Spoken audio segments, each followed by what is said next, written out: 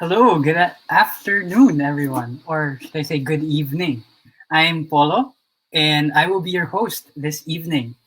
This webinar is brought to you by Saliksik, the Philippines' first crowdsourcing platform for Filipino research. So our team aims to promote the importance of research in the development of our country, to humanize and deconstruct the towering images we might have of our local researchers. Hindi pala sila unreachable. Kahit tayo pwede maging researcher. No? As well as to inspire aspiring researchers to pursue their field of research to help create a better Philippines. So today's event, SalikSPEAK, is actually one of the ways Saliksik aims to have more conversations about research, especially between Filipino researchers and international researchers. So yeah, but since this is a conversation, we want to have a conversation with you as well, aside from our speaker. So we've set up a Slido page. If you haven't heard of Slido, you can type in this link that you see on the screen, slido.com. And when you open the link, you may have to scroll down a bit, but you'll see a box that asks for an event code. So you can type in that box, SalikSPEAK. No caps needed, just type in SalikSPEAK, and then you'll see the next page, the interface where you can type in your questions, send us your questions, but not just your questions, also your comments. You know, we'd love to hear what you think about the topic we have at hand, and also maybe even your experiences. And later on throughout the program, after our talk for today, we'll have a question and answer portion, as well as a localization session, wherein we can bring the conversation closer to home. And so your inputs would be very, very much appreciated at that point, right? So here we go. Let's start with the program. So today is our second SalikSPEAK. We had the first SalikSPEAK last week. It was very successful. We had Kanjan Mehta talk about creative inquiry. But this time we're going to listen to someone who brought creative inquiry into the field. So he's a research scientist and mechanical engineer at the Massachusetts Institute of Technology, or MIT, at its D Lab. So what is this D Lab? Now, he will talk about it. Hopefully we learn more about it. But aside from being at this D Lab, he's also an instructor as well as a startup founder. So may I welcome Dan Sweeney. Hello, Dan. Oh, I think you're on mute. Okay, can you hear me? Yes. Right. Okay, great. So before I forget, you can also send it to Facebook. And yeah, feel free to engage in whatever way for you. Oh, before you continue, there's some echo in the background. You might have to mute one of your devices. Yeah.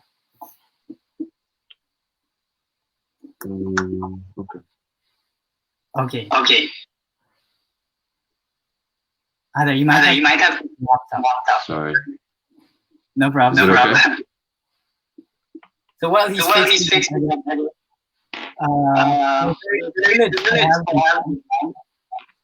so right now, joining us at a very early hour.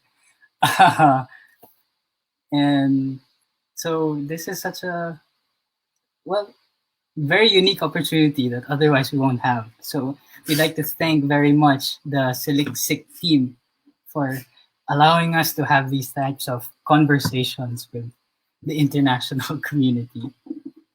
Right? Can we check again if you're okay? Yeah. How does that sound? There, sounds much better. Okay, sorry about that. No problem. So again, thank you for joining us at this hour. No? But before we get into your talk, I would just like to ask you, what is the MIT D Lab? Like, what does D stand for? Yeah, I'll talk a little bit more about it during the talk, but D Mhm. is for development through design, dissemination, and dialogue. So there's a bunch of D's there stacked up on top of each other. But yeah, we focus on international development from a technology perspective, one, and also community collaboration perspective. So Oh, it actually kind of merges engineering and design and also social sciences and humanities as well. oh, that's very interesting. I'm Yeah, I'm excited to get into your talk. And so I don't want great. to take any more of your time. I'll let you, I guess, introduce yourself further. But Yeah. um, I guess let's all welcome Dan Sweeney. Okay. Great. Yeah, thank you so much. Yeah, it's great to be here despite all of the challenges in this world right now. I'm glad we can connect at least online. And yeah, I was really honored to be asked to join this talk. And I think Saliksik is doing some really good things. I actually met some folks from Saliksik, Jill, in 2015, I think, at a conference on humanitarian technology in Seattle, USA, I think. So it's going back a little ways, and it's been really good to continue to hear about what's happening there. Um, so is my screen shared? Sorry. Yeah, we can go ahead and start there. So today what I'm going to talk about is some of the work that I've been doing at MIT D Lab. And I'll actually even start a little bit earlier so you can kind of understand where I got to where I am now. It's not a straight and obvious path.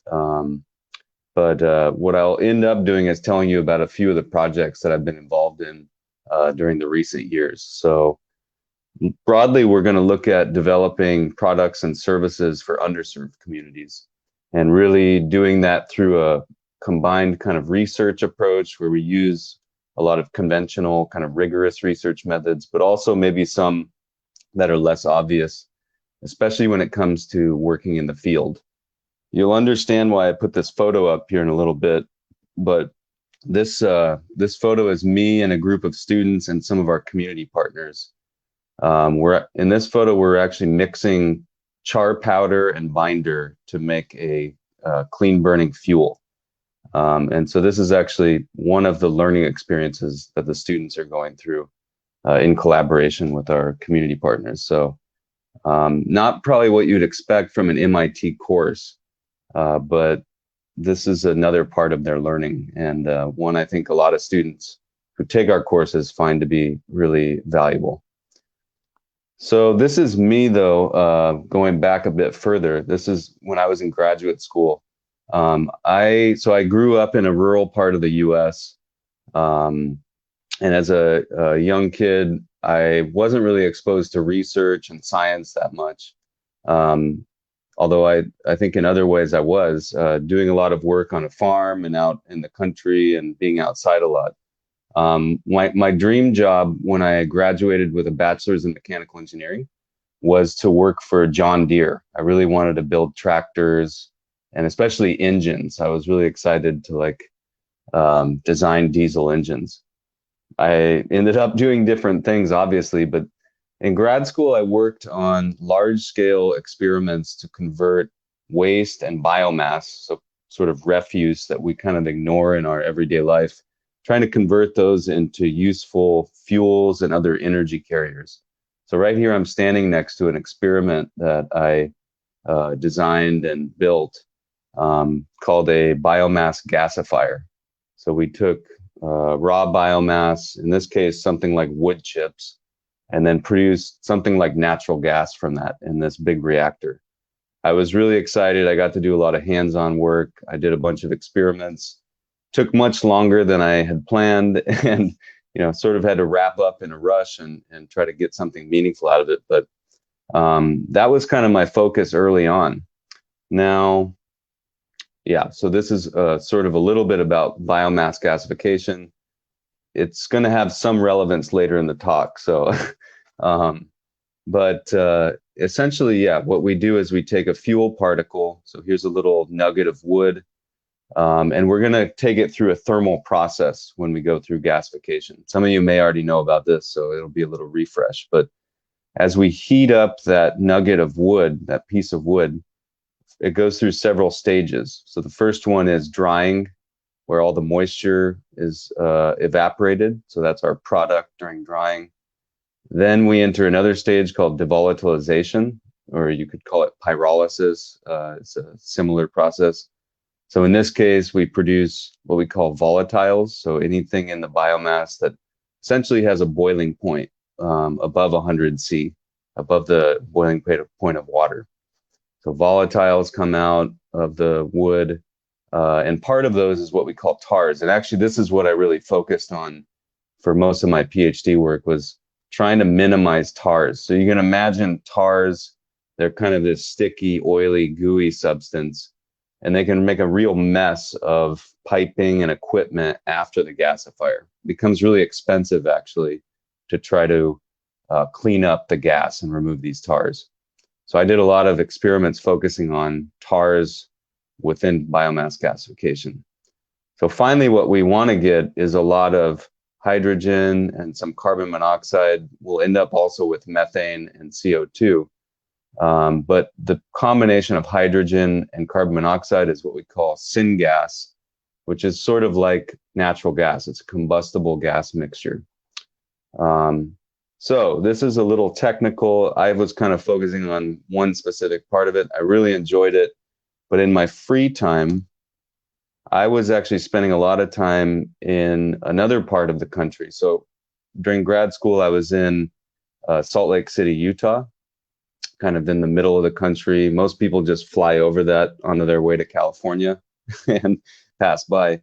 But I was actually spending a lot of time in this little section in what we call the Four Corners region of the US, and on a Native American reservation.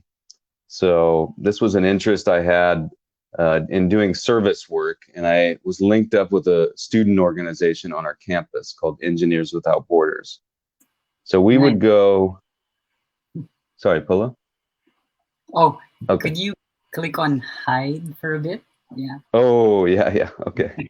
Thank you, Great. Thank you. Sure, thanks. So this is actually what life on the Navajo Nation looks like on the Native American reservation there. And these are the traditional homes called hogans. And they're, the resources are very limited in this area. It's a desert area. There's not a lot of trees. So they sort of have, over many, many years, hundreds, actually thousands of years, they've evolved and learned how to live in this area.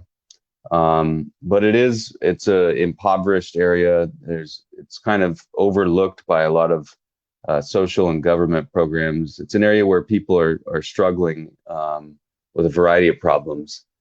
And so we actually worked on a few projects during our holidays and on the weekends to help some of these people out. So a group of students from the university and I would drive down and do some things. So what this kind of taught me was, you're not just going to be around scientists and students and engineers all of the time. It's actually, there's a good opportunity to work with some of these community members and learn from them. So here I'm learning I think we were grinding corn or maize on a stone, something that I'd never even heard of before, but this Navajo woman was teaching me about that. So again, with EWB, I got interested in cook stoves. So this is kind of where my work in cook stoves got started, and that's been an ongoing project and theme sort of throughout my research career so far. So as part of Engineers Without Borders, we actually traveled to Nepal. We were linked up with a great community partner there who we met in the US. And he sort of convinced us that there was a lot of opportunities for engineers and scientists to help out in Nepali communities. So Nepal is the small country in the Himalayas, just between India and China, actually. So this is a sort of mountainous area. People live in pretty simple homes, pretty much off the grid in a lot of the rural areas. And one thing we were focusing on here was the traditional form of cooking, which we're seeing a mother and her daughter taking part in here inside the home. I'm going to talk a little bit more about some of the challenges with this type of cooking and why it needs some attention. But it's largely inefficient, emits a lot of smoke, which we know can cause problems for health. And so we were working on prototyping some ideas. So at the university, we sort of ideated and brainstormed and did a lot of Google searching because we hadn't had much exposure to that problem in the past. And so in Nepal, we developed a prototype with the community, and I'm sort of breezing over it pretty quickly. Here you see what conditions look like in the kitchen. This was when we were visiting. And what we did is we sort of took a research approach to this too. One, we wanted to try to develop something better, but we also wanted to understand the problem better as well. So we actually brought some monitors into the village there. We did some measurements while people were cooking to really understand how important of a problem this was to work on. So I think, yeah, here's us doing some carbon monoxide measurements in one of the homes, gathering a lot of data and then trying to use that to understand how to solve this problem. So during one of the meals, here's an example of one of the plots that we gathered. We did some measurements. So my friend Chetan, he was the cook, and I'm taking care of a few other instruments measuring here in the background. So we measured on Chetan while he was preparing a meal called dal bhat and recorded some, astonishingly high values for carbon monoxide. Safe levels of CO are somewhere around 20 parts per million. So at times when Chetan was preparing this meal, we were reaching nearly 500 parts per million, just the ambient conditions in the room. And so that obviously presents a significant problem for the families. So I'll tell you a little bit about cleaner combustion now. And then I'm going to tell you sort of what we did in that project. I'm going to go over this pretty fast. Usually when I teach this in a class, we kind of spend an entire class period speaking about this. But if we want to burn a fuel cleaner, we need to keep a few things in mind. So one, we actually need to keep in mind that there's simultaneously a lot of different things happening. So I use this matchstick example. The flame that you actually see is actually the gases luminescing as they burn, as they react and burn above the fuel. So as the fuel heats up, remember I said we have all these gases escaping: hydrogen, carbon monoxide, CO2, methane, a lot of other things. So the species that are combustible actually react, luminesce, create a lot of heat. And that's actually what we're seeing burning. So as the fuel pyrolyzes and gasifies, the gases come out, burn. We're left with a byproduct, which is called char, and ash as well, char and ash. But it's important to consider that these three things are happening simultaneously. What we really want to happen is we want to oxidize all of these pyrolysis gases, right? Hydrogen, carbon monoxide, all of those things we really would like to oxidize. So they would react with oxygen and form CO2 and water vapor, ideally. Now, if we think about it, so we have a carbonaceous fuel, we have oxygen, those two things react to form CO2. Now that's assuming we have enough oxygen. If we have too little oxygen, we actually can go on and form a lot of CO. That's kind of like what we were seeing in that plot, right? So that was sort of triggered an idea in our head. Okay, maybe we're not getting enough oxygen into the fire. The other thing that's important here is I call it the fire triangle. And that's telling us that we need three components to actually produce a flame and to produce heat from a fire. And so, it's important to consider one, oxygen, right? We need that oxidation reaction to occur.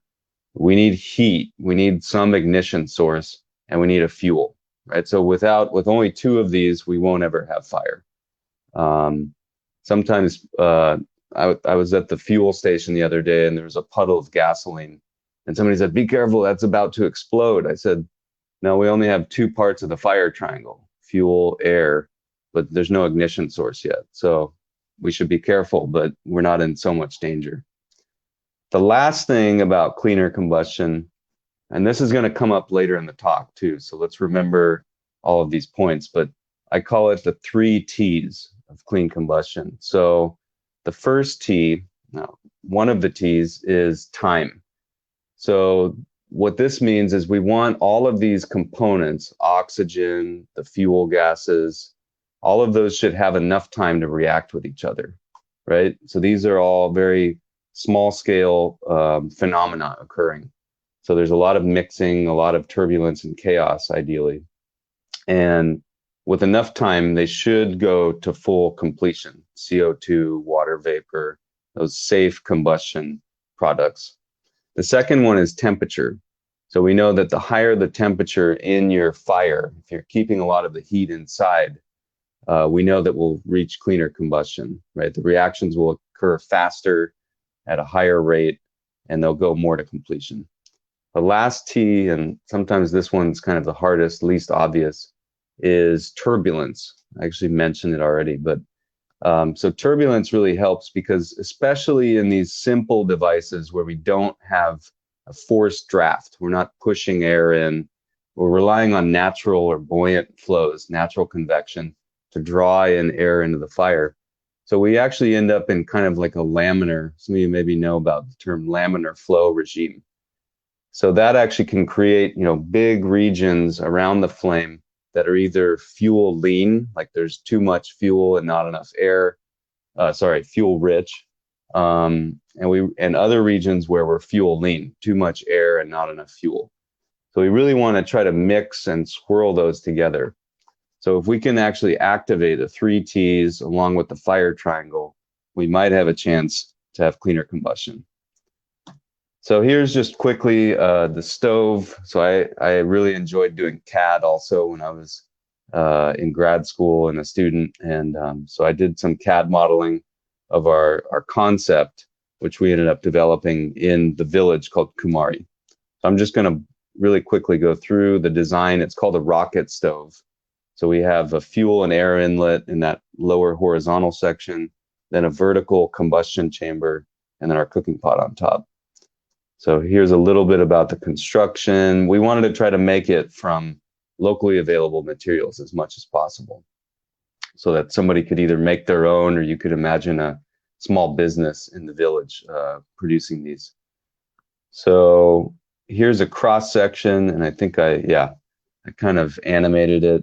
So we would have an ignition source, maybe some leaves or grass, the fuel, lighting that, you'd start to see some smoke. And then as the smoke rises, what's interesting about this design is you have conservation of mass, which says if we have mass rising up through the chimney, we need something to come in and replace that mass, right? So we actually get a natural draft or a draw of air in through this fuel and air inlet. So that's a nice design feature. We get sort of like a chimney effect with the rocket stove. So as more air is drawn in, at some point we finally get a flame, hopefully pretty quickly. And then we can start preparing our rice. So this is a couple images from our actual implementation. So we sort of produced this kit for developing the stove very simply, firing all of those components and then installing it in a home. So one thing I'll comment on here is this was sort of our first experience working in this community. We didn't know a lot about the conditions before. We also hadn't done many projects like this, and at our university there wasn't a D lab or a place to sort of teach us about how to do this correctly. So we thought, okay, we've sort of developed this thing, people seem to like it well, and we're going to go back home and hopefully you guys continue to use it.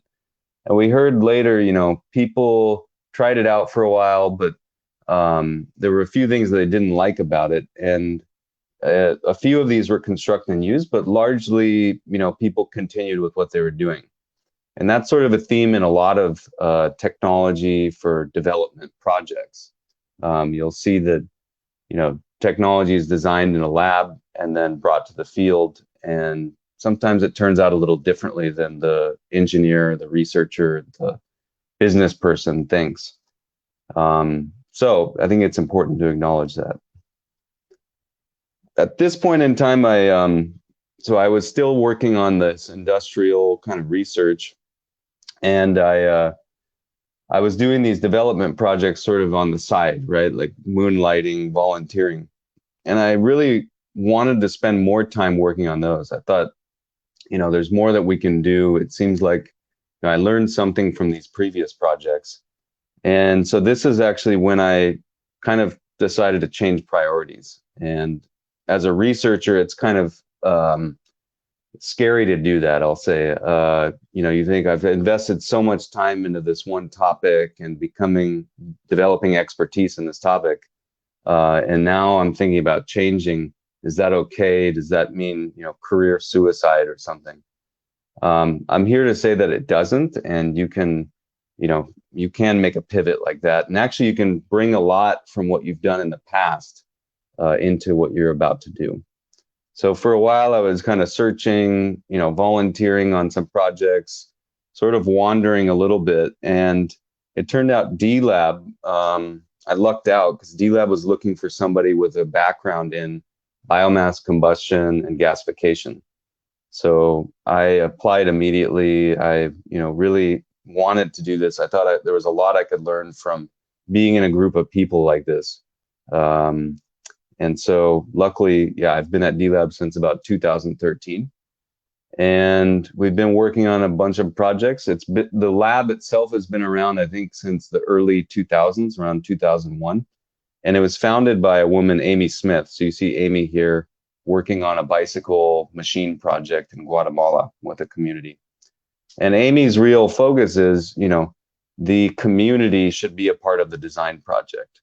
So we like to think about design and engineering and science as well from kind of three perspectives, right? So the first one, and this is largely about who's involved in the design process. So number one is designing for a community. So that would be, and I'll flash up a few examples of D-Lab projects that took each of these approaches, because there's times where each one is suitable. So one is designing for. So that's, experts and students and people in university or in a business thinking about it, gathering some information, and then producing a product and then introducing that in the community. So we're making a cook stove for the Nepali community. So the second approach, we call it designing with underserved communities. So this is actually bringing on community members into your design team and doing that in a way where you're really valuing their experience, even though they may not have a lot of formal training or background in engineering and science. They bring a lot of really valuable experience and perspective to help make your project successful. So that sometimes that's referred to as co-design or collaborative design, or participatory design is a term we use a lot. The first one, I think human-centered is common there. You're thinking about the human, the user on the other end of it, but maybe not involving them fully on the team. So then the last approach is designed by the community.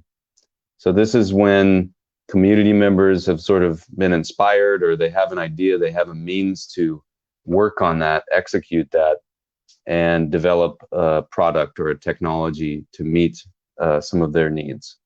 So here's a few examples of communities that D-Lab has worked in that have gone on to develop their own technologies, sometimes through some sort of trainings that we offer. There's a program called Creative Capacity Building, where community members learn about design process and sort of create a space for them to work on those.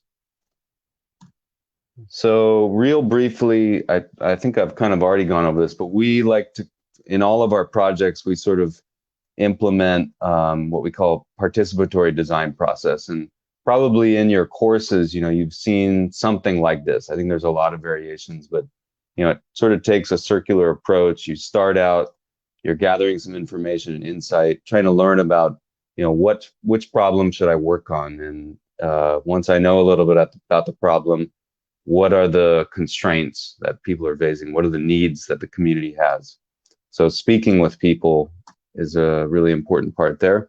Next would be sort of coming up with ideas and approaches, brainstorming, ideating, even building small representations of different ideas to get feedback. So ideas and approaches, and then finally, testing and trialing your idea. So maybe you're doing that in the lab, maybe in the community with users. You learn new information from that, and that takes you back into the loop again. So we sort of go through this a lot of times until we reach a solution that seems like will work. So D-Lab, another big part of what we do is we teach, and we try to get students into the field as much as possible. So students might work on a project, maybe an independent research or through the class on a project. And then we try to bring them into the field to sort of test their solution. A lot of times they'll find things are much different than they thought, looking at the photos or speaking to the partner on the phone. So here we're actually mixing up a bunch of char, and this was a different experience for a lot of these students. So I'm going to tell you about one project now. I'll try to take us through a couple of projects in particular. So the first one's called Fuel from the Fields. So that photo was kind of a teaser. So fuel from the fields, you kind of get a sense of where we're going maybe.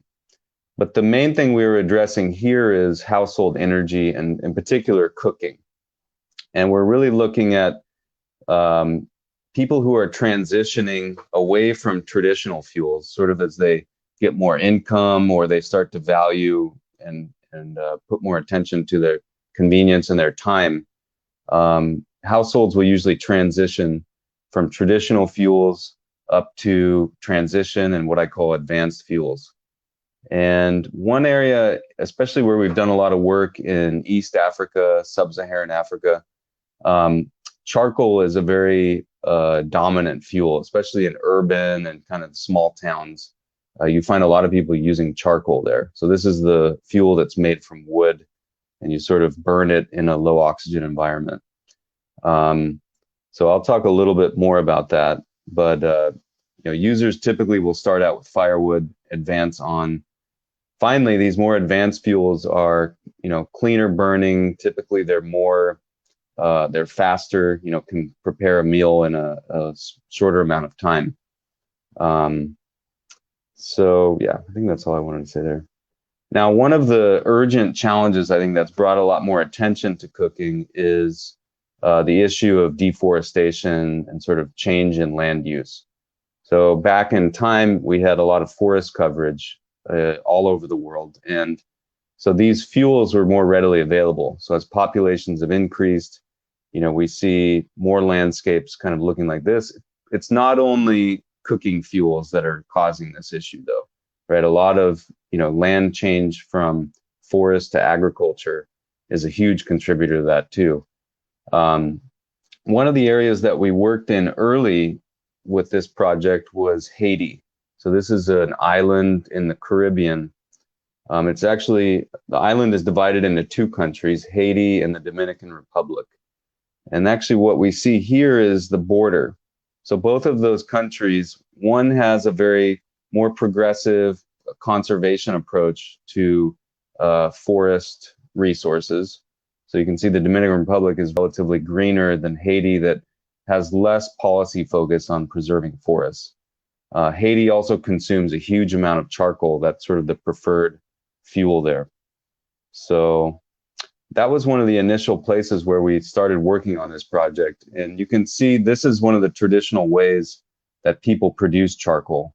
So in Haiti and in other parts of the world, what they do is they'll cut a tree down, kind of make a big mound like you see here in the photo, light that mound of wood on fire, And as it starts to burn, you cover it quickly with earth. So what that does, going back to our fire triangle, is that actually blocks off a lot of the air, a lot of our oxygen supply.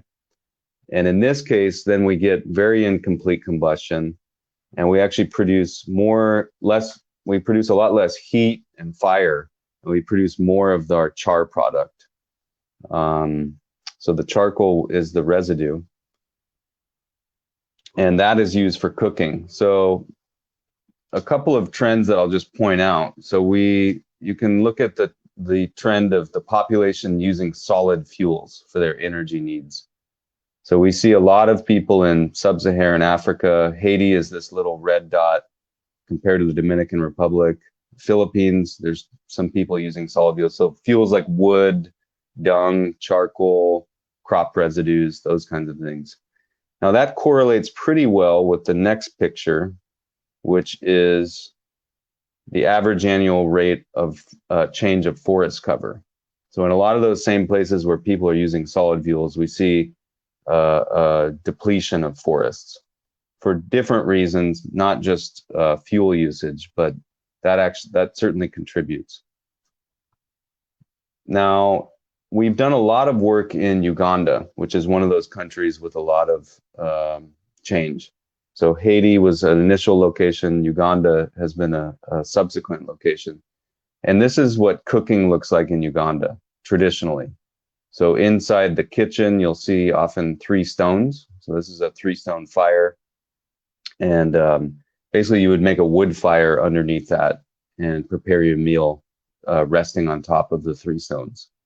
As people advance a little bit, we remember the ladder, right? They'll advance, maybe build a mud or brick stove in the kitchen, and that might allow them to burn charcoal, right? So this stove actually would burn firewood on one side and charcoal on the other. We can see the soot that's deposited on the wall. There's also these simple portable charcoal stoves made from scrap metal, and these are very common. So it's important to consider then what I call the stove system. Sorry, that was supposed to come up. Yeah. So a lot of attention goes to the cook stove, right? We know there's the fuel as well, but we often forget that there's a person there, the cook. We forget that there's a vessel. In this case, this is a plancha. This person's making tortillas.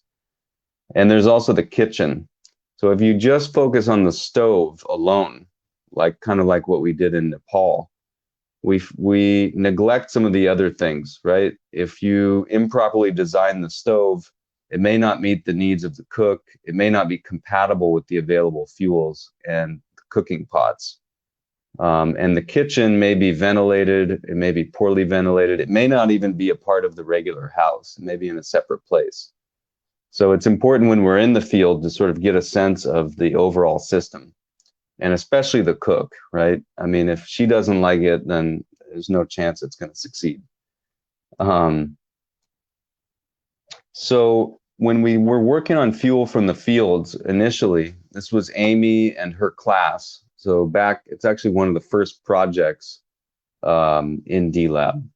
And with fuel from the fields, they were sort of trying to understand the problem of deforestation. We saw a lot of land use coverage. The thing that we also noticed was you had huge piles of residues. So after, the farmers harvest their crop, there's something left over, and that ends up, getting dumped in the open, and then eventually, in a lot of cases, burned because it becomes a nuisance. And so we saw that as a big opportunity, right? You have all of this material. You could burn it directly, or you could make a product out of it that people actually want to use, and you could maybe even start a business around. So we thought about, is there a way to use all of this discarded waste to make something like the charcoal that people were cooking with? So that over many iterations of that design process, we came to develop what I call the $30 US charcoal briquette factory. So that consists of a kiln. So remember the traditional earth mound where they fired the wood to make charcoal. In this case, we developed a way that you can do that with different types of biomass using a discarded oil drum, which is a little bit modified, just some strategic holes placed in the drum. So that allows us to fire the material and convert it into char, which we can eventually press the char using a simple hand press into briquettes. So this looks pretty simple. There was a lot of effort that went into it to sort of reduce it cost-wise, make it very simple to operate, and allowed people to start producing their own fuels. So here's some friends of ours in Uganda who have been using this, and they're putting their briquettes out to dry. So usually what you do is you mix the char with a little bit of binder. So you can use different things for that. In some cases, they use cassava. In some cases, they use waste from sugarcane processing called molasses and different things like that. Starchy, usually a starchy binder. So you mix those and then you put the briquettes out to dry. After a few days, they've dried out in the sun. And then you can use those to cook in your own house. What a lot of people started doing is they said, hey, I like using this. Probably my neighbors would. I'm going to take a sack of this to market and sell it. And a lot of people started doing that. And we found in a lot of cases, the farmers that were making these fuels could recover their investment, their about $30 investment, in maybe 1 to 2 months, which is a pretty good, business proposition. So the next phase was we kind of developed the technology kit. We thought, okay, let's, disseminate this. Let's put some material out there online. More people are accessing the internet. Whenever we're out visiting a community, we can do a demonstration of this and see if people in other places might like it. So over some years, we developed some manuals. There's a kind of infamous YouTube video which has a lot of views, and we continue, even I think after over 10 years of this YouTube video being up, we get maybe 1 or 2 messages every week about people who said, I watched the video and now I want to try this back at home in my village. And then Amy eventually also did a TED Talk, which goes into this whole project in a little more detail, and I think even helped disseminate this further. So dissemination, I remember I said that was part of D-Lab's name. It's not only designing and developing the product, but then getting it out to the communities. So we started the project in Haiti, where you saw the map. And after disseminating, we started hearing from people all over the place who were using this. So we thought, hey, maybe there's something to this project. And one of those people was Auntie Betty. And I think I'll just mention here, the collaborators in collaborative design are super important, right? So we were introduced to Auntie Betty, who, her and her friends, her sister and a few friends in the community in Uganda, were actually hand packing the briquettes. So they would gather some leftovers from the regular charcoal, mix it with some clay, and then pack it by hand. And they were making a fuel from that and selling it in their community. Then they learned about D-Lab's process, and they started using groundnut, peanut shells to make their own char and briquettes. So we saw a lot of these people. We met Betty. Betty and others were saying, hey, we really want to scale this up to something, more industrial and larger scale, meet a bigger community, bigger part of our community. So over a few years in Fuel from the Fields, I worked a lot on technology. So I worked with a lot of students on different technical problems that these small manufacturers were having to try to scale up. So we worked with a lot of collaborators. This is in Uganda mainly at this point, on developing machines. So going from that simple hand press, you really don't want to be just pounding on that all day long if you're trying to, run a business this way. So mechanizing and sort of automating more of that production. So we worked with a lot of these local fabricators. So this is a couple friends of ours, Juma and Katende, and finally a machine here in use on developing some machines. And this was really exciting for me because I thought, I'm a mechanical engineer and I really want to do, this kind of stuff where I had this dream of working for John Deere, and now I get to make, machines. A little bit different context, but so this was really fun for the students too, thinking about designing machines, going and working with people like Juma on some simple machines. So this is a couple of their designs that we collaborated with. So one of the designs, which is in pretty wide use now, it's called a screw extruder. And I'm going to tell you a little more about that. But the idea is you put a bunch of char into this, I don't know if you can see my cursor, but you put a bunch of char into this hopper on the top. There's a screw inside of this horizontal section, and that sort of shoves all the char out of a small nozzle in the end. So a lot of products are made this way, extruders. And one of the challenges with extruding charcoal into briquettes is the charcoal is kind of like sandpaper, right? It'll really abrade all of these metal components very quickly, actually. So if you're running a factory for 8 or 10 hours a day, actually the screw ends up needing to be rebuilt or replaced every few days. So one of our student projects that I'll highlight is we did some work on how do we take the mild steel that is available in the communities. It's hard to access harder steels. They're really expensive. They're not really available locally often. So we can get mild steel. We know that that wears away really quickly. Can we do something to improve it? So one of the things we looked at was a process called case hardening. And what that does is you actually heat up the metal in a bed of carbon. So we had a lot of carbon already. We have all this charcoal, maybe some bits and pieces from the briquettes. So we actually built a big fire and we put this screw into that, and it actually takes in some of the carbon. So we know that if you get more carbon into your steel, the hardness will increase. So here's the original screw on the bottom and our hardened screw on the top. We took back some samples back to MIT and went to the materials engineering department, material science department, and did some hardness testing. So we have the Rockwell hardness scale here on the left. And it turned out this worked really well. And so our original screw had a hardness of 6. The case hardened screw went up to 46. It actually became so hard that actually cutting a piece of the sample off broke our material science workshop saw. So we thought, okay, that worked really well. And that's something that's now used by a lot of these fabricators and small companies to prolong the life of their machine.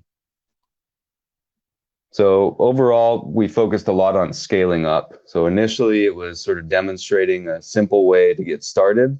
And finally, now Auntie Betty, she's producing her maca charcoal at a pretty large scale. I think a couple of tons per day of these briquettes and selling them in the market. And working on the machines really enabled that. There was a lot of other components to it too, business, learning how to run a business, and getting the community understanding if it met their needs. So we did quite a bit of research there. So I'm going to talk now, I know I'll try to wrap up here pretty soon, but I'll talk briefly about emissions and going from developing the product, going on to do more research to really understand, is it working? Is it having a benefit to the user? Are we putting the users at any risk, right? And so we did a lot of work kind of in parallel with developing those manufacturing processes. So one of the important things about combustion is you can produce a lot of small particles. So you maybe have heard of PM 2.5. So it's these very tiny particles that can go into the lungs, and they can cause a lot of respiratory issues over a prolonged time. So here's just a little bit more about PM. There's a graphic that shows in cities, we have somewhat high levels of PM, but in the villages, there's actually very high levels of PM if you go into these kitchens. Remember the photo from Nepal? And we really, so we're trying to get down to the developed standards either by US EPA or WHO. So again, how do we get cleaner combustion? right? So this is an important curve then to think about emissions from biomass combustion from cooking and exposure of those emissions to the user. So on the x-axis, we have the concentration of PM2.5, how much PM2.5 is in the air.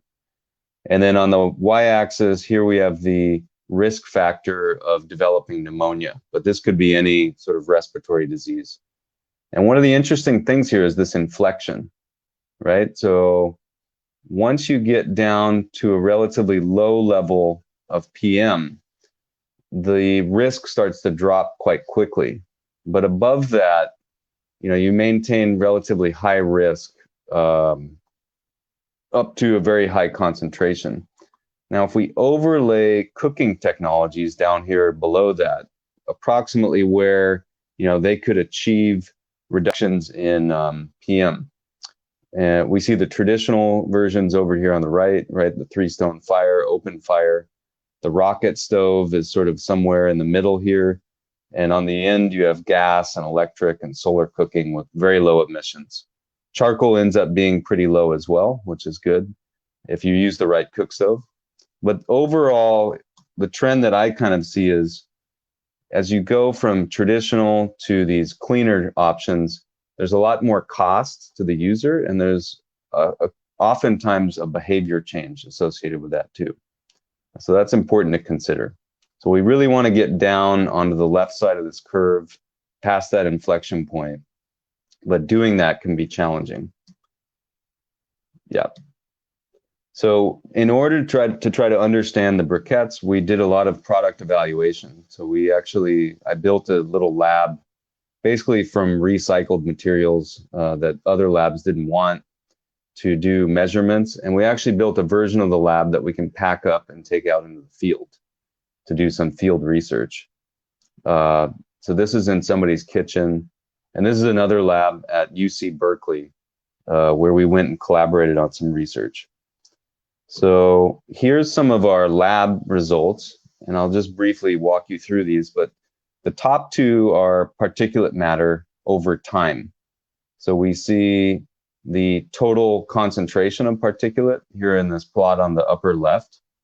So we see an early spike, both in that plot and also the heat map. So this is the distribution of particles by size.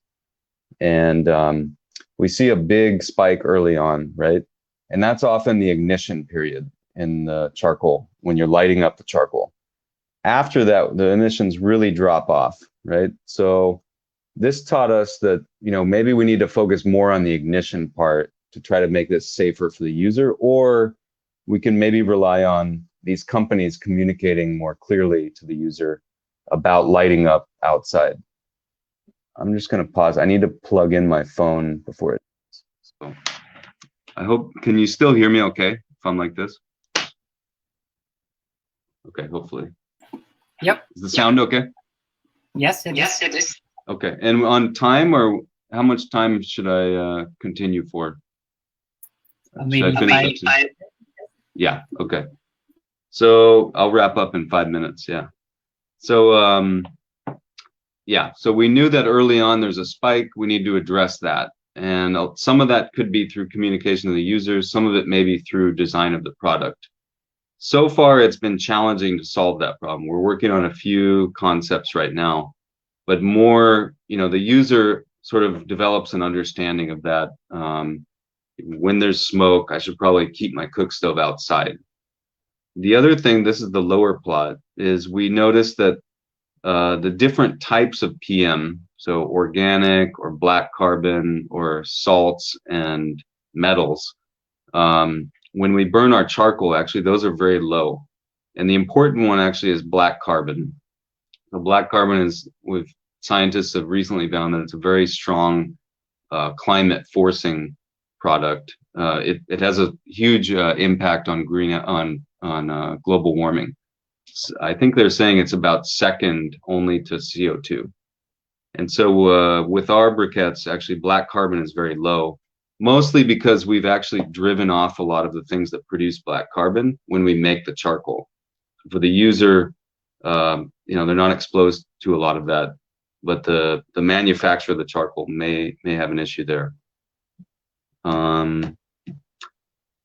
Then with our field testing, so remember the lab that we packed up in suitcases and took to the field, we learned a little bit more. And we thought, okay, in the lab we're testing, but I'm not a very good cook. And if I work more with a real cook in the field, maybe we'll get a different result, right? Somebody who does this every day. And so what we did is we compared our briquettes that we made from agricultural waste. We compared those to regular wood charcoal and also to a traditional firewood fire. And we found from those experiments that the briquettes actually offered a huge benefit in terms of efficiency, so actually higher efficiency than the other options. And also the emissions were significantly lower, and sort of confirming some of our lab work. The emissions remain low, even with a real user in the kitchen, doing it the way they do it. So this sort of confirmed, briquettes they're offering some benefits, but there still is some risks, right? So we actually saw that CO emissions can be high. And as a result of that, we encourage that people do this in a well-ventilated area. You don't want to do this in just an enclosed space, cooking with briquettes. Most people are doing that anyway, but it can be a problem if we're in a very confined space. So I think with that, I think I'm just going to skip over. I want to give one more example here. So I'm going to skip over some of these other things. I'm taking longer than I thought I would. And I think the last thing I'm going to talk about is the company that I'm involved in. So if I'll just jump through a few of these. You've kind of gotten a sense about the cook stoves and the research around those, I hope. One of the things we noticed in spending a lot of time in villages is that more and more, so these are some photos from India, more and more what people want, I mean, when you ask people what they really want, do you want a cook stove, what's the priority that you have right now? A lot of people say, I want to be connected, I want good opportunities for my family, also I want entertainment. And we saw more of these villages, especially as they became electrified. One of the first purchases that people would make is a mobile phone. And actually now a lot of households, you're buying a smartphone. And then soon after that, a TV. So it was confusing for me because I thought, wait, isn't cooking really important? Isn't, clean water and sanitation, a toilet? But, you would often find they would go right for the technology, right? The way to connect and the way to be entertained, the way to learn. So this actually got me thinking. We were doing some other work on sensors and IoT, trying to incorporate those into our research with cook stoves. And I thought, well, maybe there's an opportunity to try another product here, unrelated to cooking, but kind of responding more to what we're hearing from people about what they want. And actually, now that we're in COVID, this problem even became more apparent, right? And so we've actually been working on a product where we try to help households access more of the internet, basically. Digital literacy is a big problem. And you know that when young people are able to access education, that's one of the most effective means of bringing people out of poverty, right? They can create new opportunities for themselves. And so I'll just do a quick sort of pitch for the product. So we've developed this way that people can use their phone paired up with their TV. So if they already have those, with a little bit more tech, they can actually turn that into a simple personal computer. So this is probably sounding very different from cook stoves, but we thought, we're hearing this from a lot of people, so let's try it. So we've developed Jump to PC, and now it's turned into a little startup, and we're trying that. And that's been an interesting experience for me too as a researcher. So basically it's taking the existing phone and television, you add this little sort of cheap kind of Chromecast type thing and a simple keyboard. So that pairs up everything that you see on the phone, pairs up and displays on the TV on a larger format, and with some peripherals, you can do more productive or educational practical things. And so we're actually just sort of launching this now. Maybe I'll share a link around so that you can learn more about that. And yeah, I think I'll kind of wrap up there. I have some suggestions, but I think a lot of these maybe will come up in the post discussion. So hopefully that is okay. And I just want to say, yeah, thank you to all. You all. Feel free to be in touch. Here's my contact. If you have questions that don't get answered today, you're welcome to communicate with me. All right. Thank you very much. Oh, I hear the echo. Yeah. Hello. Okay. Can you hear me? Yeah, I can hear you. I think it's my mic that's creating some feedback, so I'll try to mute and unmute. Okay. Let's see what works. But thank you very much for that inspiring talk. There's a lot of research insight, and the process of your research or the approach is actually very, very interesting.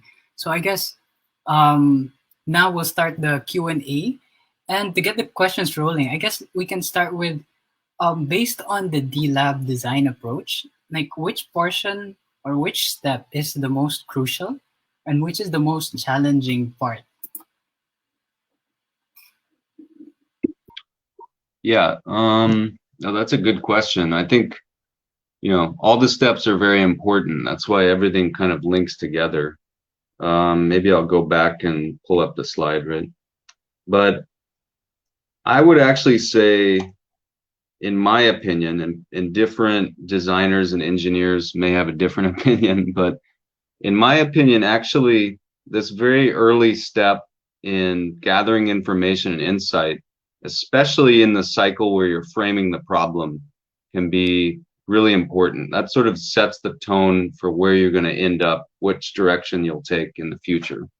So, I mean, I think, yeah, there's probably a lot of cases I won't mention an example right now, but I think there's a problem that's often found in, when engineers, designers, scientists are working in communities where they don't have a great understanding of the context. They end up maybe making something that isn't that responsive to the needs of the people. It's not really what they want. And I think actually in cook stoves, we've seen a lot of that. I've gone and visited places where the person was, maybe they purchased or they were given a cook stove at a very cheap price, a very nice one. And it ends up sitting in the corner as like a table base or being taken apart and the metal used for other things. And so I think if you understand the problem well, if you sort of frame your problem well, and you have good information early on, then it really can put you on a better trajectory, and you won't waste a lot of your time too, right? You may finally reach the point where you're testing and validating, you're finding it's not working, and then you have to go back and reframe. So, yeah. Okay. So at the D-Lab, is there actually a distinction among your projects? Like if a certain project will be done for the underserved communities, or will it be done with the underserved communities? Or at D-Lab, it's really for, with, and by the underserved communities? Like all your projects are those three? Yeah, that's a good question. I think all three of those are present. And it's not always obvious which one might work best. And you might actually, during the design cycle, you might try different ones. I think as engineers, we're often in our own workshops a lot more, and maybe it's hard to get an opportunity to actually go and work with, right? It can be expensive, right? You may have to go across the world to another community. You may have to go down to the Navajo Nation on your holiday, right? So yeah, I think that's a barrier. But I think in my work, I really value, so I was going to put up some kind of suggestions for researchers and for life. One of those suggestions is sort of valuing your relationships with your collaborators. I think that's part of, not everything I've done has been successful or worked. Most of it has not, right? And that's why we keep working on it. But the things that have worked well, I think I can always look and find a really good partner, collaborator within the community. So I think I usually kind of follow that design with approach, but recognize that it can be challenging. Okay. So someone asked, how do you conduct your experiments then with the technology internally, and like how do you do it with the intended users? So conducting an experiment, sometime different ways, I think. So we do, when we do lab work, we'll actually, sort of follow like a DOE, design of experiments approach. So there's a few sort of like theoretical methods for doing that, box banking, and I think there's one factor at a time, OFAT. So I would encourage experimentalists to like read more about that. Those are really great methods, and they lead you to very clear, kind of statistically accurate representation of whether the device is working or not. I think yeah, a lot of times, honestly, it's especially early on, it's sort of trial and error, right? Try something, do a quick test and see if it works, and then repeat or change something and do it again. So, I mean, I know that's not as scientific, but I think, we can really get stuck planning and preparing and get stuck in that phase and not really get to the point where we can, try it and test and fail. And hopefully, everybody says like fail fast, but I don't know, that's kind of a cliche now, but yeah, I think like even in our classes, we find students are a little hesitant, like they want to spend a lot of time on CAD, doing the CAD model or maybe making an Excel sheet. And we're just like, get into the workshop and, start cutting some metal, some wood, even if it looks terrible or, you feel underprepared, you don't feel like you have the skills, you just have to start, making something. So, yeah, hopefully that answered that. Yeah, that makes a lot of sense. Well, before I continue, I'd like to give a shout out to all our 40 plus viewers. Hello, and keep the conversation coming. Send your comments and continue to send your questions on Slido, and we'll try to ask them all.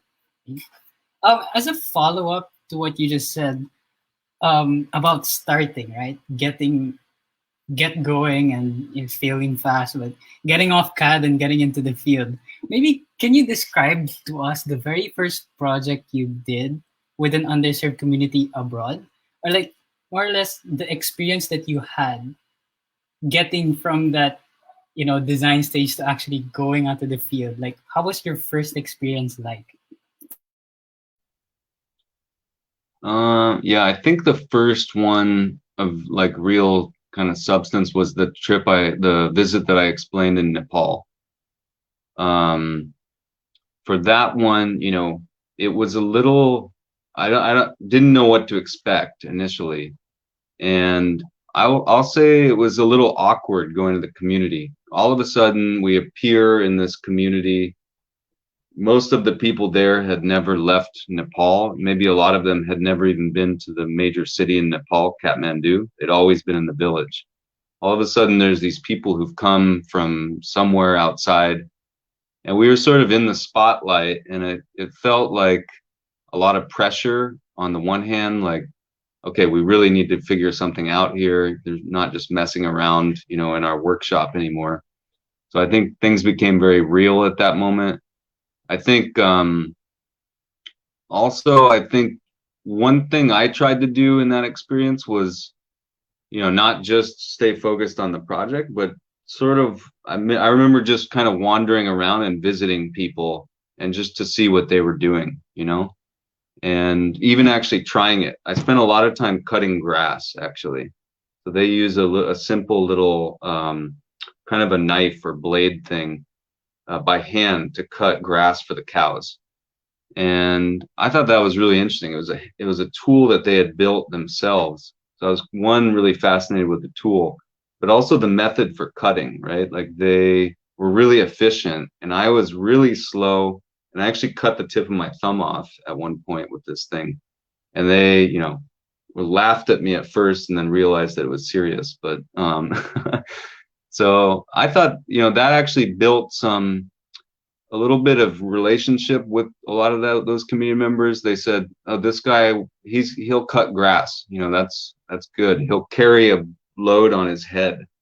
And so yeah, it was uncomfortable. I was like, sweating, and I hurt myself several times, but it really gave me a sense of what people do every day. And it's not just, cooking and smoke that is hard, but it's a lot of things. And but there's a lot of things about that life that I felt were really joyful too. Being out in beautiful places. Granted, I was there for a month, and so if you have to live your whole life there, maybe you would think a little bit differently. But I think people also appreciated that, I found a lot of joy and beauty in their life, and they maybe didn't expect that. So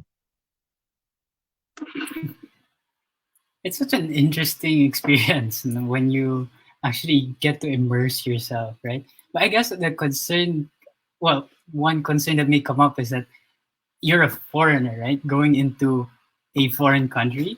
So, like from a foreigner's point of view, how do you think we can approach and understand better the local context of a research project, aside from maybe having these conversations? Is there something that we should be looking out for, or paying attention?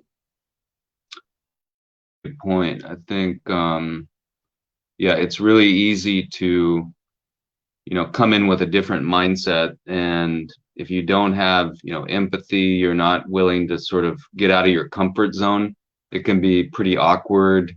It can be sort of strange for the community. So I think giving some thought to that, and communicating with other people who've done this before, whether they're a foreigner or a local person. I think one of the most important things, though, too, and I don't mean to sort of offload this on the community partner, but identifying a good collaborator and just doing a lot of communication. Auntie Betty, one of our collaborators, Betty Ikalani is her full name. She is an amazing person, and I spent a lot of time just communicating with her over WhatsApp, over a phone call. I think just developing a relationship. The other thing I think is probably the first time you visit the village, go to a community, it is going to be a little strange, and we'll all kind of get through that experience. There are things that we can do to sort of get through it and develop a relationship in a faster way. But I think a thing that I've really found too is early on I was doing some projects in several different places, and over time I think as the collaborations have sort of developed, I actually only do projects in a couple of places now, with a few partners. I don't have a lot of, I think I actually have fewer and fewer partners, but the relationship and the work goes deeper and deeper. So like with Betty, we started out with briquettes and machines. Then we did some projects around cook stoves. So we always kind of listen. Hey, Auntie Betty, what do you think is interesting? What could we try next? So we've tried now solar dryers. We're trying some different agricultural projects with her too. And so it turns out, I mean, she's kind of an anomaly a little bit, but we sort of found a good partner and then really tried to develop that relationship. And so I think that's the best way to do it. Just keep going back and keep in touch, and try not to do a one-off project if possible. That happens too, right? And not every collaborator is going to be good, and some people will disappear. That happens. But when you find people that you think you can work well with, you've kind of got that team to collaborate, to co-design, then really value that. Mm-hmm.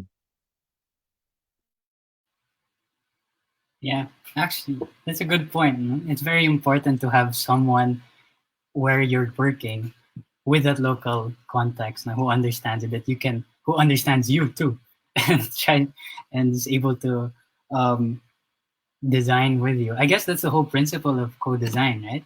So, but aside from these collaborators, RMBTRN, and thank you for your question. RM is asking, like, in your ideation process, do you bounce off your ideas with your end users and incorporate their input? Yeah, that's a really good point. We do, yeah, we often try to do that. So there's some resources, and we can try to share a link for this, but through co-design, we've actually DLab. I mean, I think other people do it in different ways, but DLab uses what we call co-design workshops, and in those, so I'll just share one example. We were working on some design improvements to a cook stove, and we didn't really know how people would respond, or we actually didn't know what type of improvement to work on initially. So we convened a small group in the community and hosted this little workshop and got everyone together, had some paper, some sort of craft materials. We had some sticky notes so people could try that. And we sort of took them through a little bit of a guided, not a long time. I think it was only just that one was only maybe a half day or a 1 day. But starting out, here's what we're going to do, take you through a few steps of the design process, right? And so we'll start out, what's the problem we want to work on? So share your ideas for a problem. One woman would say, the stove is heavy. I don't like carrying it. Another one would say, the little pieces that keep the pot up above the stove, they always crush down, and so can we make those stronger? So then, okay, a few ideas came out. All right, now we're going to do a brainstorming session. So in 5 minutes, think to yourself, what are 10 ideas? Then you get into a small group and rapidly share your ideas around, right? And let's do it quick, 20 minutes total for the activity. Then sort of cluster your ideas into a few categories, and then we'll narrow it down. So that could be that actually is a really useful research activity, right? Because within a half day, we went from kind of not really knowing, what could be done to having a bunch of ideas directly from the users themselves. Mm-hmm. It sounds really fun. It's like you have a class or a workshop with people, strangers, and you get to know their life in the process. And we actually, that whole thing happened just sitting under a mango tree. There's about 15 people. So you don't even need a nice classroom or a bunch of projectors and computers, right? That's pretty interesting. But someone's asking, like, how has at least the situation now, COVID-19 and all these travel restrictions, affected your field-based research? Like, how are you interacting with communities, given that not all of them might not have access to the internet or to other communication means? Yeah, no, that's been really challenging for a lot of this work. I think, the people that are connected, we definitely remain in touch a lot. I mean, I think I probably spend probably close to 50% of my time just sending WhatsApp messages with people. Sometimes I'm like, is that actually work and research? But actually it is. So, we try to keep in touch that way. I think, unfortunately, for a lot of businesses all over the world, right, including the cook stove and the charcoal business has really slowed down. So they're really struggling. So we've tried to be responsive to that. And I mean, honestly, just sort of a little bit of kind of cheerleading and trying to mobilize some funding for these businesses as relief. The research and the technology projects are good, but right now, like, the most urgent need is like cash to keep things going, right? That's what we heard. So we try to respond to that, and whatever resources we can put together, we try to help.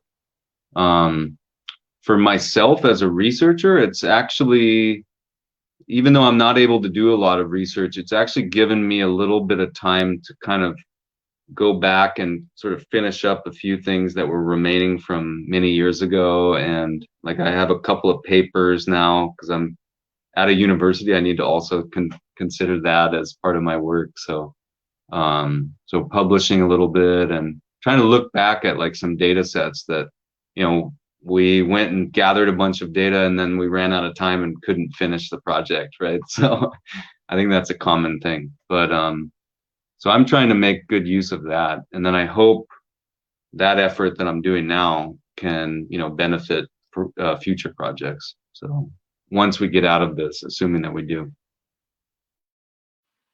So I guess the issue of sustainability, I guess, that's a big issue, right? So would you say that developing the business sustainability side of a project is just as difficult and important as developing the solution? Yeah, that's a really good point. Yeah, early on I thought, okay, we just need to make something that performs really well, right? A cook stove that performs really well, and then everything else will just appear out of nowhere, I guess. I don't know. I didn't think about it. But I think, yeah, that side of things, okay, after you've developed the solution, does it survive? How do people go on and do it and earn a livelihood and, you know, income that benefits their family? That I think that's actually something I've really come to appreciate. And I think it's actually in a lot of cases, that's a harder challenge than the solution itself. So, yeah, I mean, you know, there's sort of like the kind of capitalist models to that, like, you know, raise some funding and then do a startup and try to scale it. I think there's other forms too, though. You know, you don't necessarily have to grow to an infinite scale.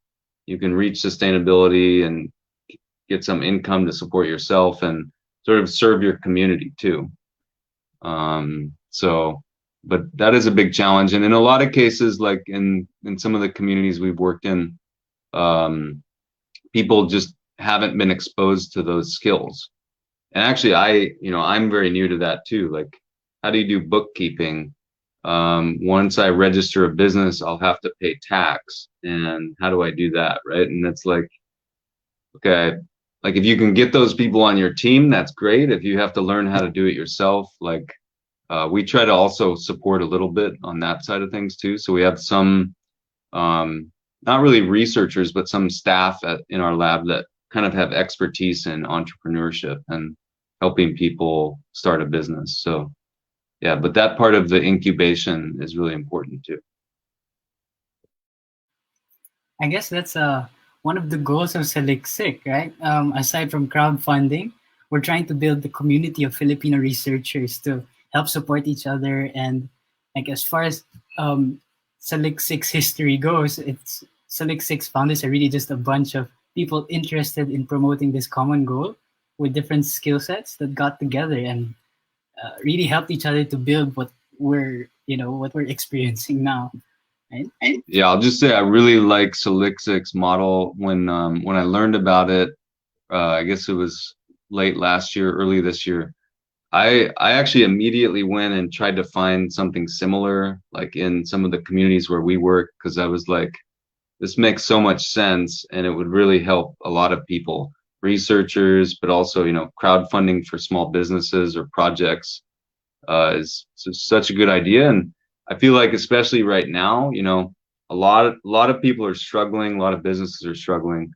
I think a lot of people who maybe are a little bit better off are seeing that and willing to help out, right? So in some ways, I think, yeah, there's terrible things, the pandemic, you know, there's divisions, and probably I've heard more wealth inequality coming from it.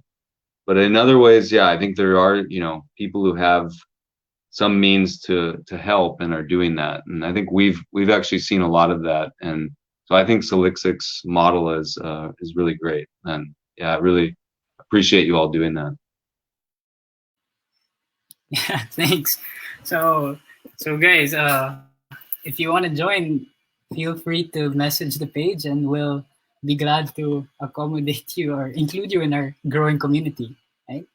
If you'll excuse me for a bit, I just have to transfer where I'm seated.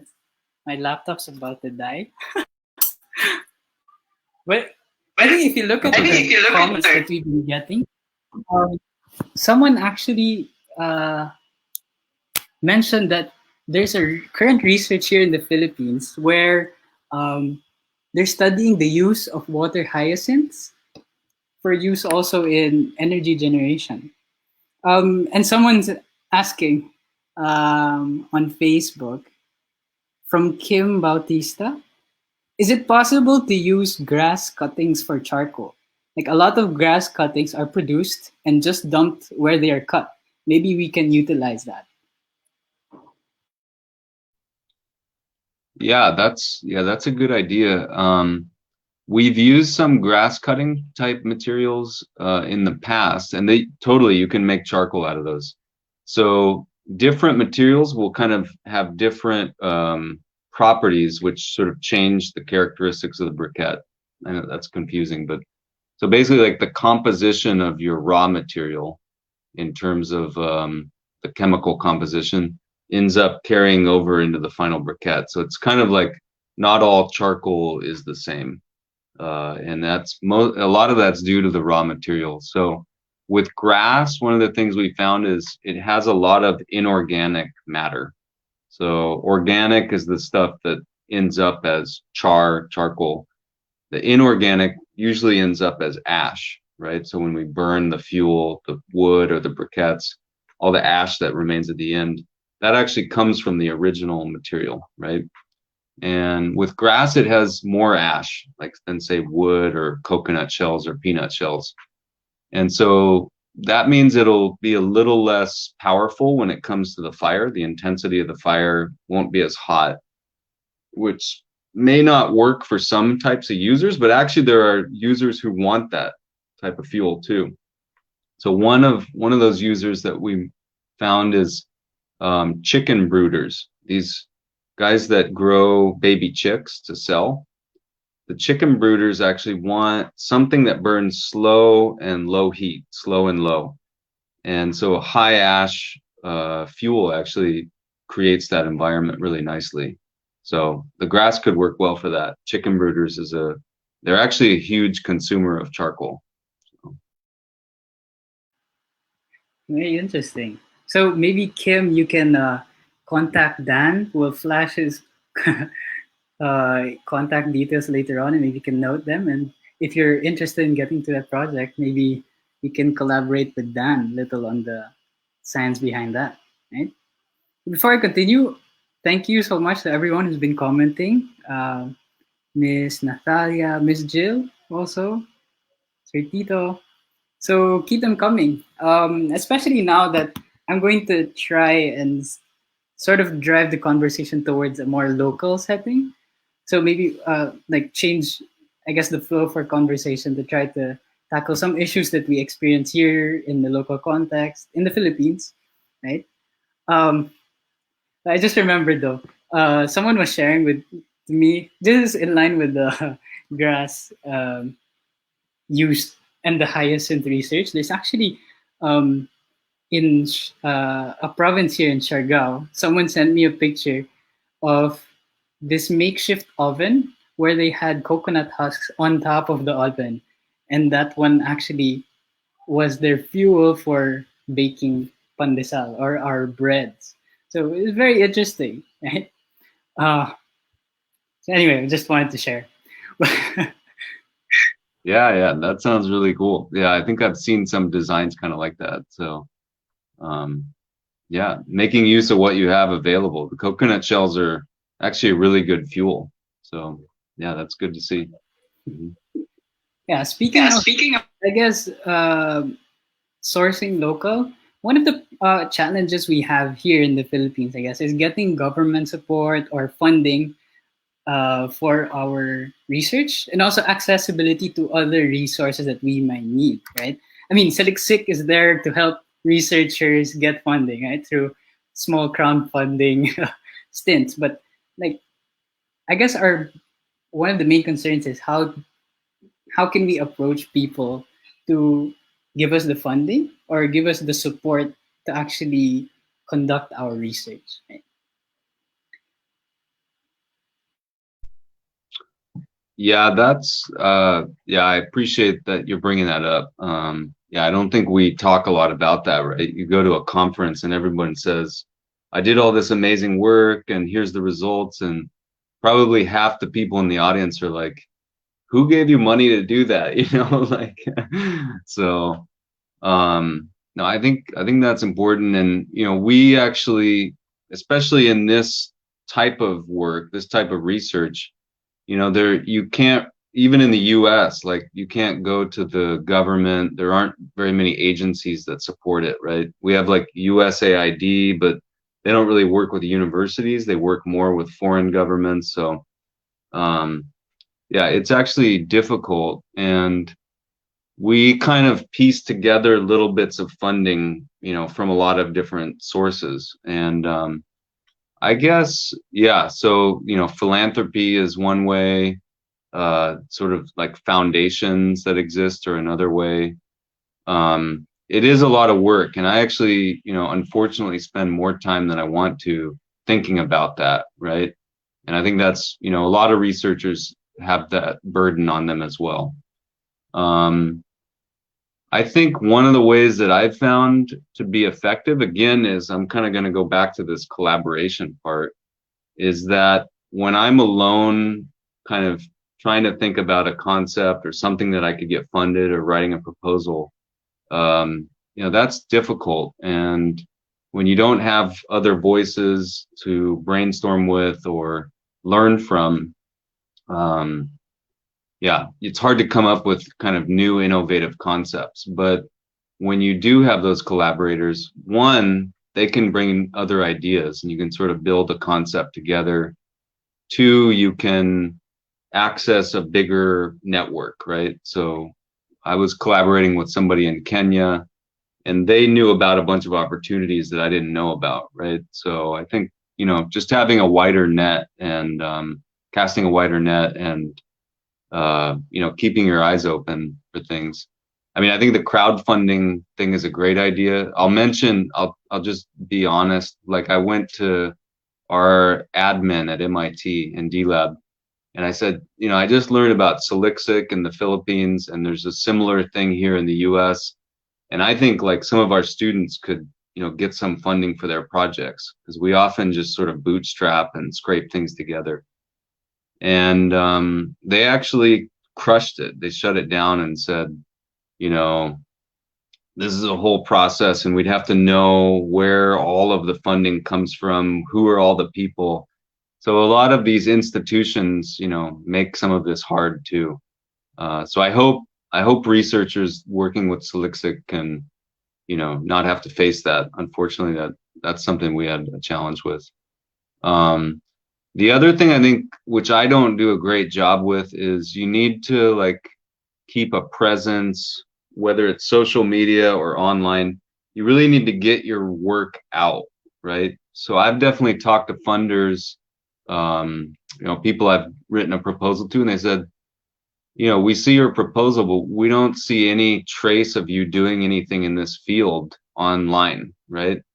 Or, you know, there's no evidence that you actually have done anything. Like you wrote in your proposal that you have, but there's nothing out there. So we really need to, even if it doesn't feel like it's the best quality and it's the most presentable and you didn't get to the point you wanted to, it should go out. Like it's got to go online or, you know, in a journal if you can get it in there.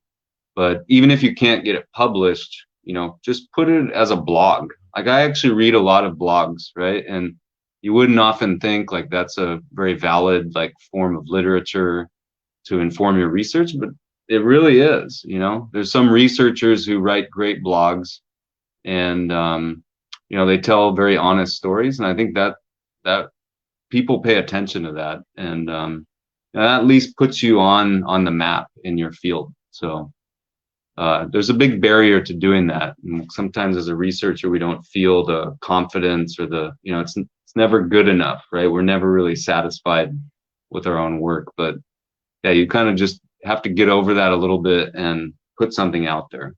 Yeah.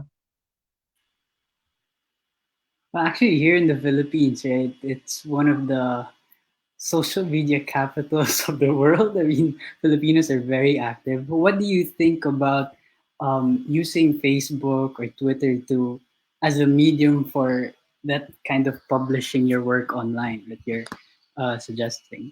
Yeah, I think I'm finally coming around to it. I honestly like I've been I was not fully anti social media, but I just thought it was like a big waste of time. And I was like trying Facebook for a while, but then I would just get distracted with like politics and stuff. So um, I think it's kind of like you have to find your right community. And somebody was telling me recently, like, Twitter has become really good for this. And, you tune into the right people and that can be really productive. I think there's another word that I learned about recently, which is thought leadership. So these help you actually kind of become a thought leader or recognize as a thought leader in your field. And, you're sharing, things you're reading or maybe even work that you're doing.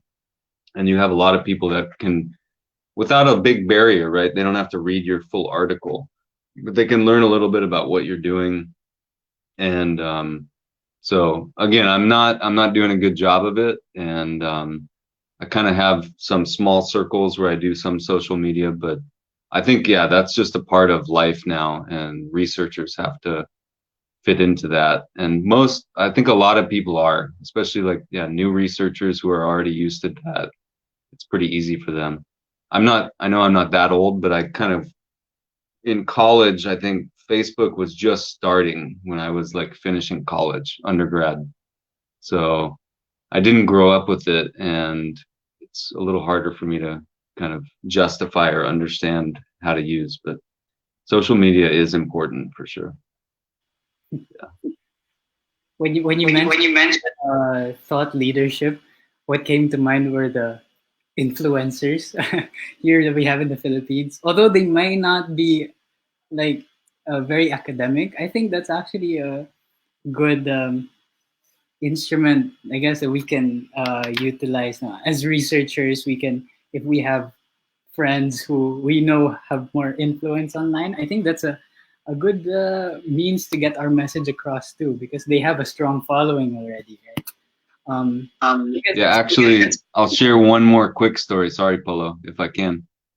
With the community in Uganda, we wanted to look at how to promote the cook stove more, right? And so initially we were thinking, okay, let's do some awareness around the health benefits, right? And so, like some posters going around and having some discussions with like women's groups.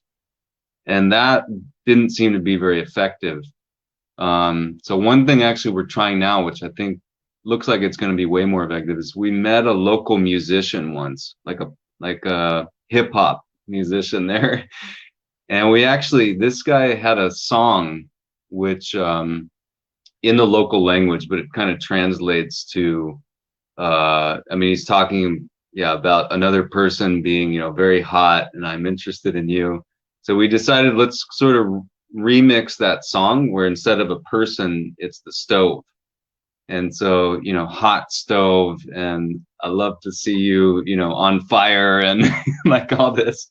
So we're collaborating on some lyrics, which, I like music a lot, but I never thought I would actually use that in any of my work. But it's actually been really fun too, right? Like that's actually a form of dissemination of my knowledge and experience. And so we're sort of tying in like some parts of the research into the lyrics. That sounds really fun. Wait, well, I guess they're going back to one question that was sent a while ago, right? Because I guess it's very common, maybe not just in the Philippines, but everywhere, that once you have a solution given to people, they sort of like sticking to what they're used to. So what is traditionally there already, a traditional solution. So they don't want to change. So what do you do when a community decides to stop using the newly introduced technology? Like, do you just withdraw the technology from them, pause its improvement, or like like what do you do with DLab?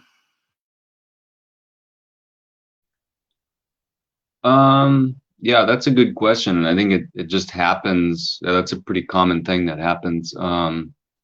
I think if you're smart about how you introduce it, you maybe don't have to withdraw completely, right? And I think so. One is, testing it sort of with a small group of users initially.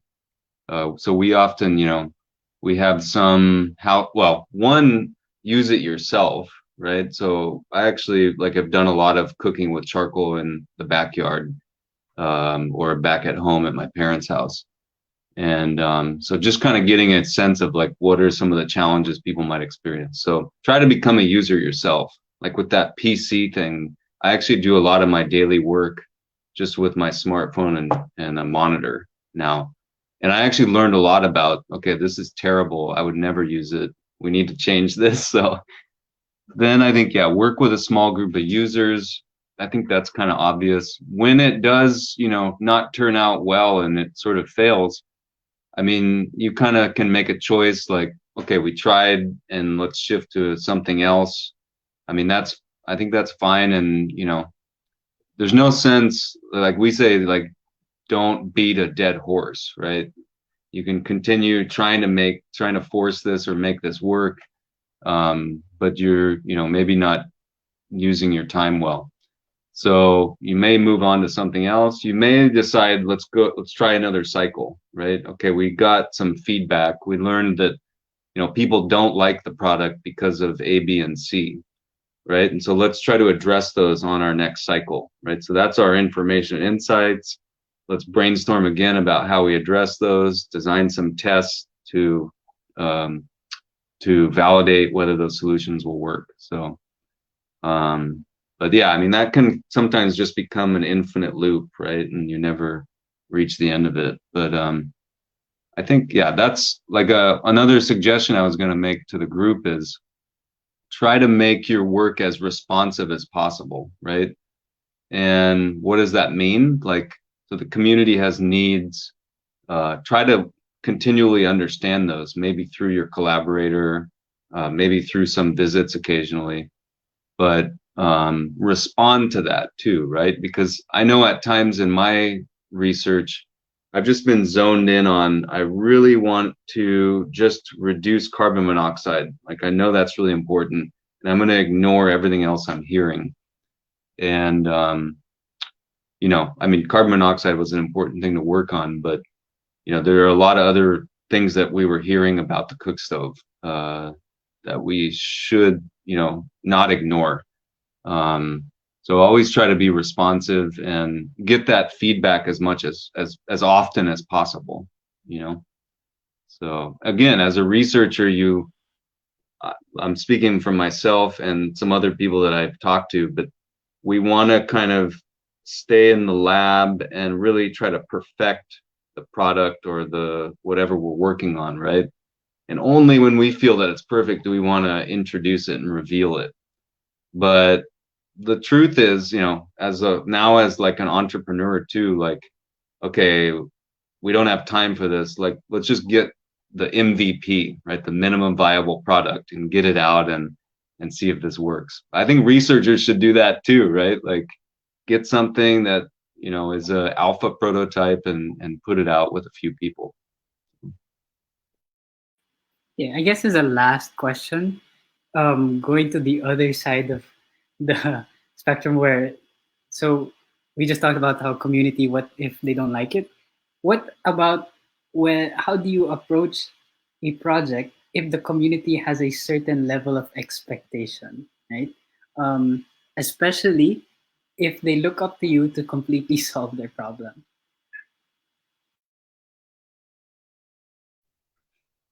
Yeah. I've actually been in that position, and it's not a good position to be in. That's a lot of pressure on us as the technology developer. But I think actually the what we were talking about with co-design can actually shift that dynamic a little bit. So if you have a chance, either yourself or through your collaborator, So very early on, involve some users, right? Some community members, maybe even some influential community members. So you actually sort of, even though you don't have to say directly, like, I'm going to try to develop something and it may not be perfect, right? But instead of saying that, you say, I want you on my team to work with me and we'll develop something together, right? And if this is important to you, let's get together for a day and do a workshop or keep in touch. Maybe I can visit you at home and we can, do a brainstorm together. So I think just, trying to intentionally and be inclusive very intentionally from the beginning kind of, I think, changes that sort of power dynamic a little bit. And I think that can help. And I think a lot of things, like, just as a general thing that I've found is the fact that if you find the community, a good community and a good collaborator, continue working with them, keep continuity, right? Keep going back. And I think people really appreciate that, right? In this village that I go to a lot in Uganda, it's not a village, it's a small town. When I go around to talk to people, like we do interviews sometimes, or we did some research with sensors. And so we would go around and visit all these households. Probably half the time that we'd spend with them would be just chatting about family and kids and, how's the harvest this year and will the rains be there soon? And I think actually that's a big part of, being a good researcher, in communities like this, working in communities like this, value those relationships with people. And actually that's a big part of what they appreciate about you being there too, right? They won't just see you as the person that's providing the stove. They'll see you as, Dan, who, he remembers the name of my firstborn child, and, he can walk directly to my house without me having to come and meet him on the road or something.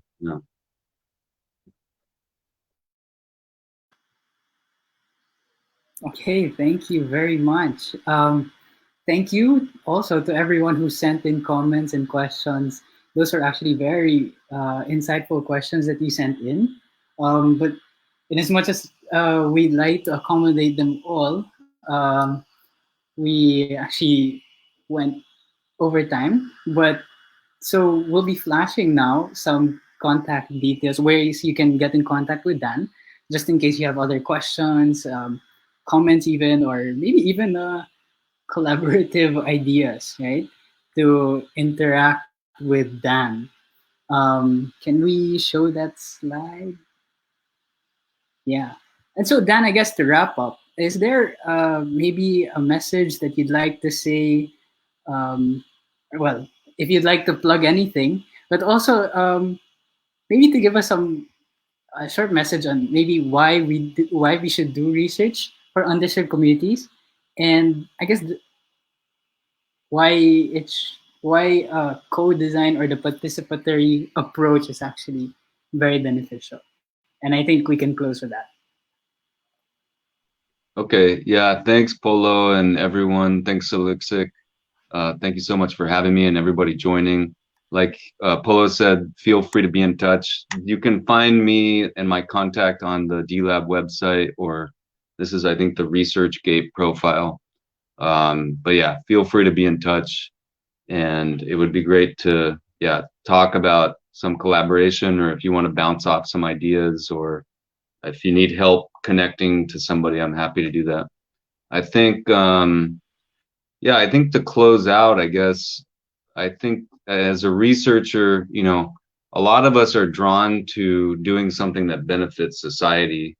And, even if you go on and you work, you're working on travel to Mars or autonomous vehicles, those have, benefits to society too. But, there's a lot of opportunities to do really good, meaningful research in underserved communities where research typically isn't done, right? There's not a big body of literature on, designing stoves or water filters or,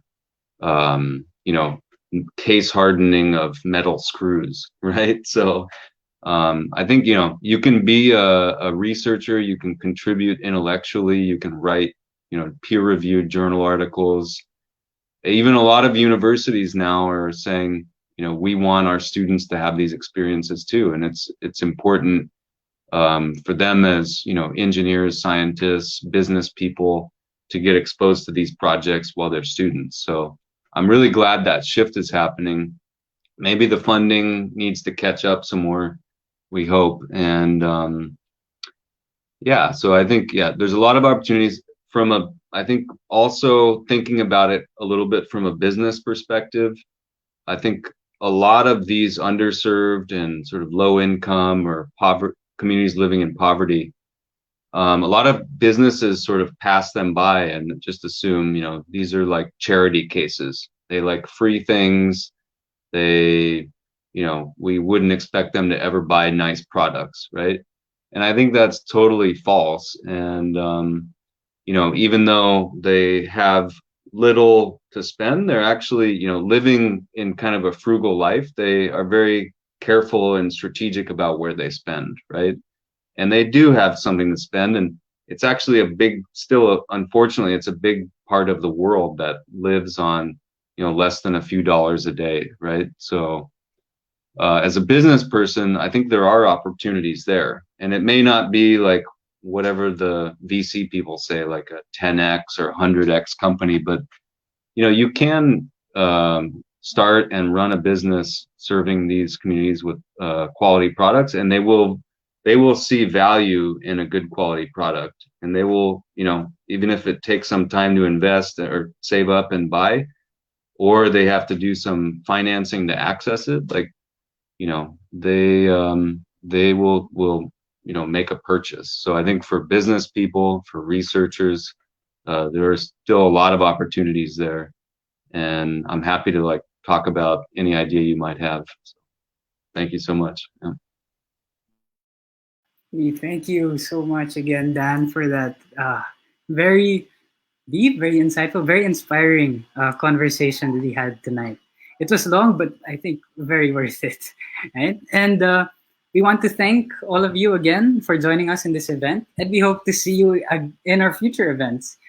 Stay tuned. We have already someone lined up for October, but we also have other activities. We're launching some in October soon, so stay tuned.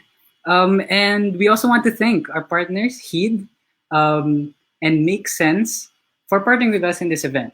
Aside from SalikSPEAK, you can expect we have Saliksik, where we invite a Filipino researcher to share notes on our page for a week and have a live session with them by the end of the week. If you want to keep updated with what we have, follow our Facebook page and check out our website, saliksik.co, where you can pledge support also for fellow Filipino researchers or even start your own campaign. Right? Again, thank you so much to everyone, and let's empower Filipino research together. Thank you, and have a great day ahead to Dan, and have a good evening, everyone.